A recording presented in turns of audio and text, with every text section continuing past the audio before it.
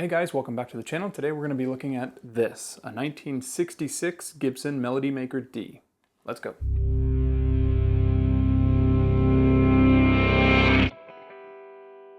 So there are no shortage of great guitars out there on the used market, and I really wanted to start a feature that sort of highlighted what I consider some really good guitars that are pretty readily available. I didn't want it to just be a feature on any old guitar. So what exactly is the criteria that I'm looking for? Well, to be honest, it's not much. It's not limited by price. It's not limited by manufacturer.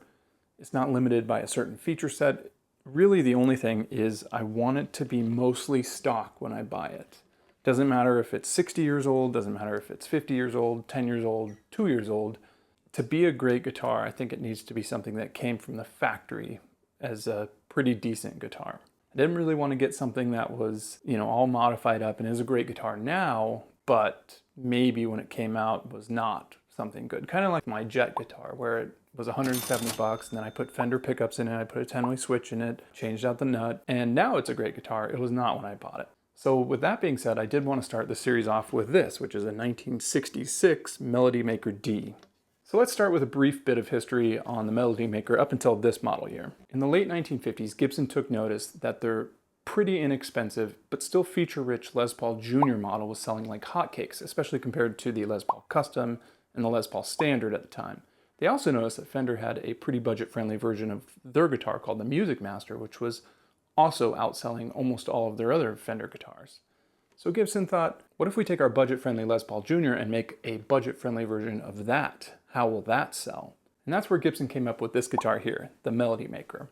As Walter Carter put it in his great Gibson book, the Melody Maker is sort of like a junior version of a Les Paul Jr. And I think that's 100% accurate. Has the same body cut, except the slab is thinner. Same neck, except the headstock is thinner. Single coil pickups, except these were thinner. And most importantly, the price was thinner. The price of the new Melody Maker was $100. The Les Paul Jr. was about 135 bucks. Les Paul Standard was about $260, and the Les Paul Custom started at about $400. From a manufacturing point of view, the biggest difference, of course, was having all of the electronics mounted to the pickguard, which could then quickly be slammed into the guitar bodies and getting these things out on the road as soon as possible. And that definitely sped up production by having two different teams, one that would assemble the electronics, one that would make the bodies, combine them together like an assembly line, and out goes all these guitars. And it certainly worked because Gibson sold about twice as many Melody Makers from 1959 to 1969 as they did all the Les Paul models combined, the Standard, the Custom, and the Juniors. In 1960, the Melody Maker was available with two pickups, and this was called the Melody Maker D model. They also added an extra set of controls for the neck pickup as well as a pickup selector, so you could select between the neck or the bridge pickup. For me, 1961 is when the Melody Maker really came into its own as a guitar. Gibson designed a completely unique design, which was more of like a devil horn style like this, no doubt inspired by the 1961 Les Paul, which is also what we now know as the SG body style. In 1962, you could get a vibrato for your Melody Maker, and in 1965, Gibson tweaked the design one more time. And that's where they came up with this body style, which was very similar to the 1961 and up model, but the difference was they elongated the body just a little bit, so it was less tubby in this region. They also made the horns a little bit pointier, which I think looks better. And they moved the neck joint from the 16th fret to the 18th fret. This is no doubt my favorite version of the Melody Maker. And this model was actually a lot of people's favorites, as even though this body style was only available for 14 months, Gibson apparently sold about twice as many of these Melody Makers as they did any other version of the Melody Maker, at least up until 1970. Now, technically, this is the 1965 Melody Maker body, but the serial codes on this guitar actually date it to 1966, and some people had this design in a 1964 model. But for all intents and purposes, we'll call this a 1965 Melody Maker, and the 1966 Melody Maker would be more of what you've seen today as the SG style Melody Maker. So let's get into this model and see why I think this is a great used guitar. The Gibson literature describes this model as slim, fast, low action neck with extra low frets. Joins the body at the 18th fret, as I said before. One-piece mahogany neck, one-piece mahogany body. Graceful cutaway design. Rosewood fingerboard, pearl dot inlays. Combination bridge tailpiece. adjustable in both the horizontal and the vertical plane. Obviously you can see this version of the guitar was purchased with the vibrato here. So I bought this guitar a little bit more than a year and a half ago, and the person I bought it from claimed they were the second owner, and the first owner played it a lot, whereas he kept it mostly in a case, and that's why he decided to get rid of it. And I do have the case here. I do think it's at least vintage era. I don't know if it's the one that came with this guitar. It has definitely seen better days, and I actually just keep the guitar out because I actually do play it quite a bit. Now, eagle-eyed viewers will notice that there are a few things on this guitar that are not stock from the factory, and I will talk about those sooner because those are things that I have added to the guitar. So let's talk about this body. This is a one-piece solid slab of mahogany. It's believed that it's probably Honduran mahogany, but I don't think there's really any way that I could certainly prove that without sending it out for testing, and honestly, I'm not really that bothered by it. I don't know where I read it or who I heard it from, but basically the lesson was if you have an electric guitar, you should actually try it out not plugged in, and you can get a good sense of the reverberation or the sustain that maybe is built into it. And I will say this guitar is second to none of all the guitars that I own when it comes to that. I mean, when I strum it, it's very loud, it's very resonant. The entire body actually has a lot of vibration to it, but not in a bad way. It's more of like a massage. I feel like you're kind of vibing with it when you play it. Out of all the solid body guitars I have, probably the most resonant one that I have. Now, if you're interested in more specs about this body, the entire thing is about 1.3 inches thick. The entire body is routed out here for the pick guard, which has all the electronics as stated before. They slap that in there, screw it in, solder up the bridge ground, and pretty much it's ready to go after that. Now, something else that's pretty cool is the nitrocellulose finish on this has a crazy amount of finish checking on it. There you go, there's a good view. Front and back side, tons of checking. Now, when it comes to the neck of this guitar, as I stated before, it basically has your standard Gibson mahogany neck. Now, something you will notice that's different, of course, is the headstock, which does not have the wings, as come to know now on all the Gibson guitars. Now, I will say when it comes to the profile of this neck, is definitely one of the most unique necks that I've played on any guitar, and certainly out of any Gibson guitar. The nut is extremely narrow. It comes in at about 1.54 inches, which is certainly a bit thinner than what's pretty standard on Gibson's as 1.68, 69, 70, something like that. So substantially narrower at the nut here. And then when it comes to the actual neck thickness itself, that's where it's a little bit unique as well. The first fret comes in at about a 0.79 inch, which is pretty similar to a slim taper neck, right? But then as you get down here to the 12th fret, it's a beefy boy. It comes in at about 1.03 inches, which puts it on par with even the thickest 50s style necks I have. So the entire neck tapers significantly from the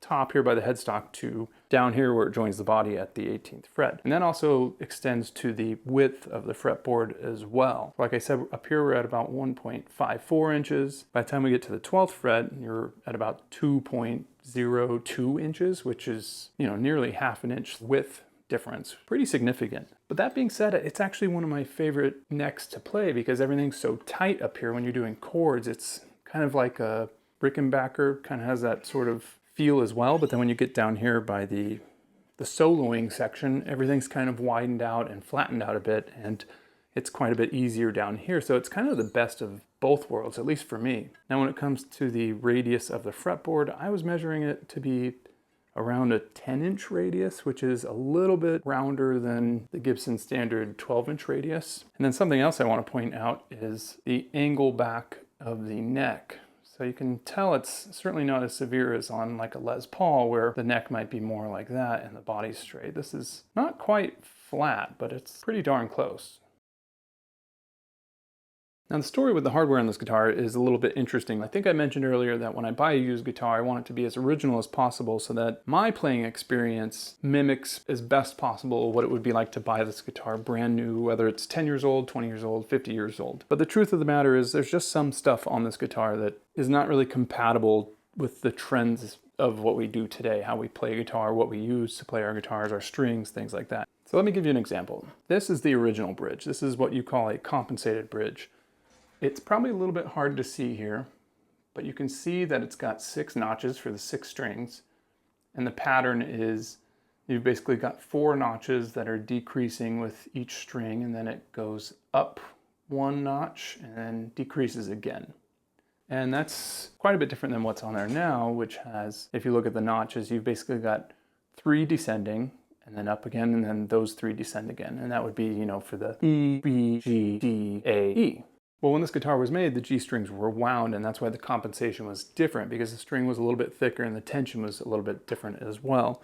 Well, nowadays when you buy your guitar strings, short of getting like a custom set from Stringjoy or something where you specify that the G string is wound, we have unwound G strings. And as a result, the compensation is different, and you have to get a bridge that will compensate for that. And so as a result, I've got this replacement bridge. And that's not really the only problem that I had with the bridge, but I don't know if it's a matter of just wear and tear or what, but when I would use the vibrato there, the bridge would sometimes loosen, and since it's pretty much just sitting in there on the posts, it would fall out and come out of tune. Obviously, if your bridge isn't staying in the same spot, then tuning stability is going to be a big problem. So my second upgrade was getting these Tone Pros locking bridge posts to replace the stock bridge posts, which were on the guitar originally. Now, I did not actually take these body bushings out. Those are the original bushings in there still. I just replaced the posts.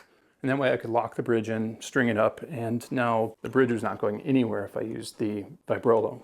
Now, that being said, it's like a lyre type where all the strings are attached to this one bar, and as you press this down, you can see the entire thing moves. It's not really too dissimilar from a Stratocaster type of bridge.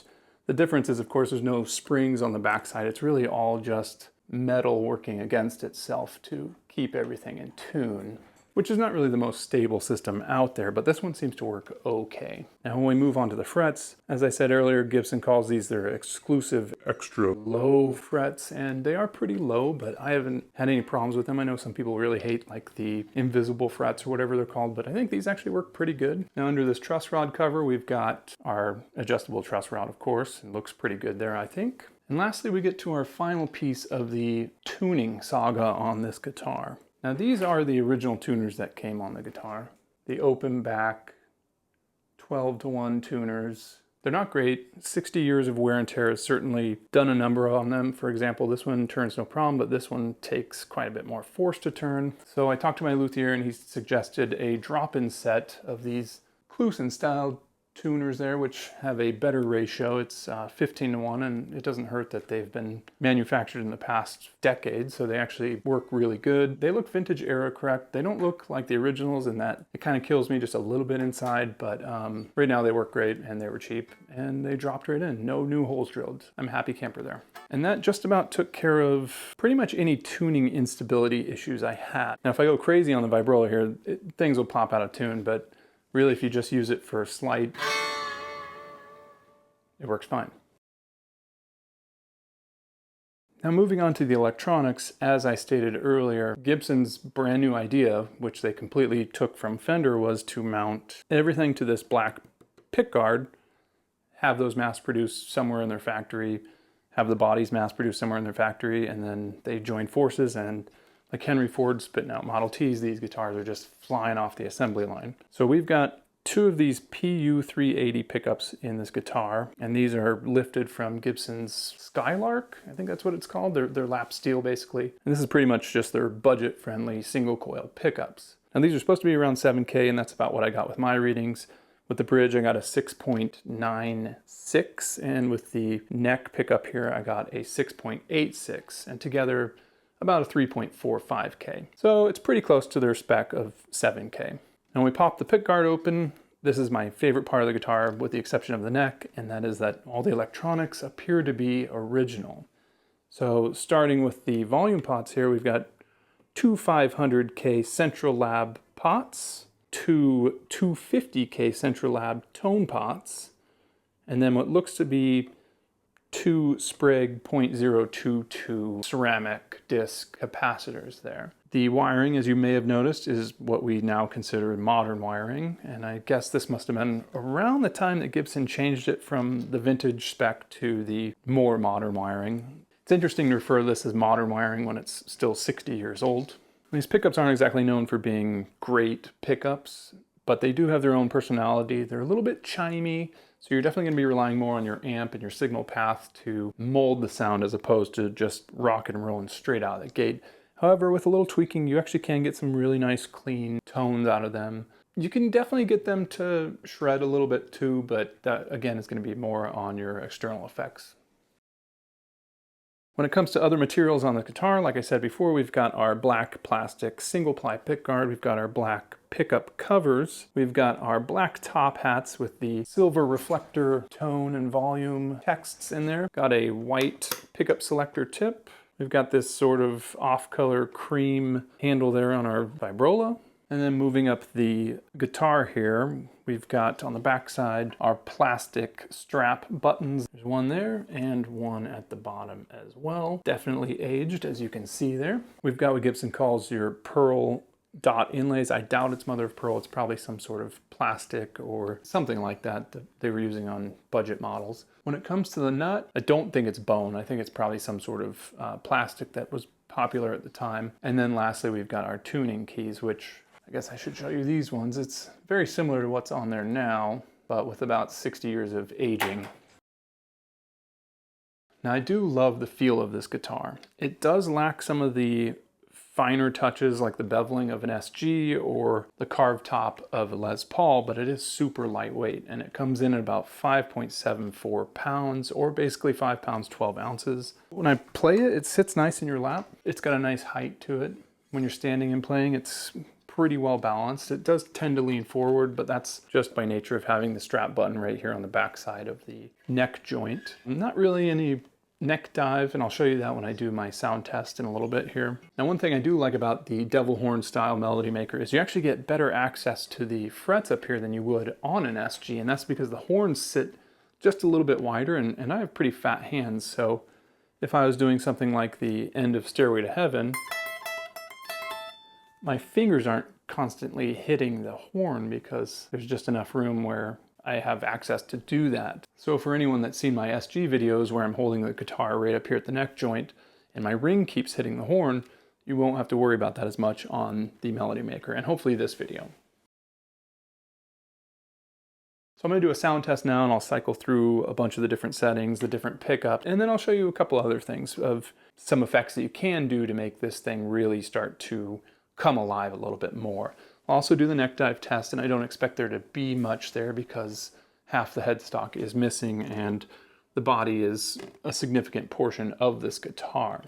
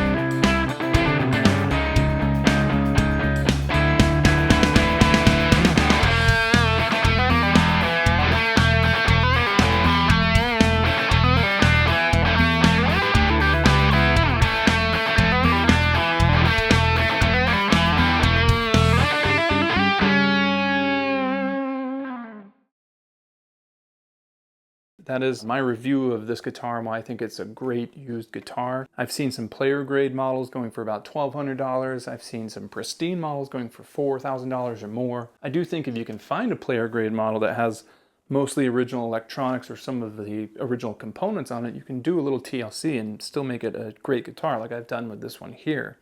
Now from time to time Gibson has reintroduced this body style, obviously for the Joan Jett reissues, as well as the Michael Clifford reissue where they replace the single coil with just a humbucker here. I've seen that in other models. That's a popular mod for these melody makers as well, where people will put a humbucker and they'll cut out the pick guard. They'll also put in P90s. I've seen that before. For me, I think just double single coils is kind of some of the charm of the melody maker. I mean, this was a student model. It was good enough then. It sold like hotcakes. I think leaving it like that is great and fine and dandy today as well. Anyway, if you like this video, please like and subscribe. It definitely helps me make more content like this. And other than that, I will see you guys next time.